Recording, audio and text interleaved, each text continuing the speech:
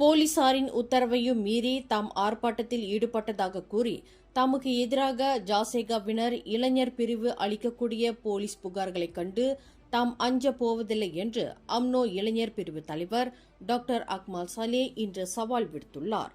தமக்கு எதிராக அளிக்கப்படும் ஒவ்வொரு போலீஸ் புகார் தொடர்பான விசாரணைக்கு போலீஸ் துறைக்கு ஒத்துழைப்பு நல்கப் போவதாக அவர் அறிவித்துள்ளார்.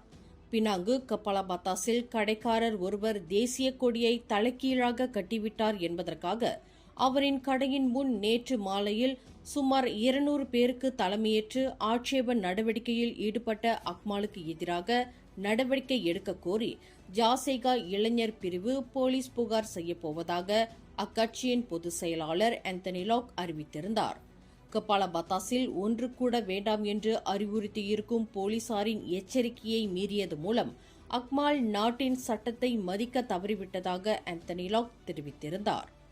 எனினும் ஜாசேகாவினரின் போலீஸ் புகார்களைக் கண்டு தாம் அஞ்சி நடுங்கப் போவதில்லை என்று தனக்கே உரிய ஆணவத்துடன் அக்மால் இன்று சவால் விடுத்துள்ளார். மேலும் செய்திகளை தெரிந்து கொள்ள கீழே இருக்கும் பெல் பட்டனை அழுத்துங்கள்.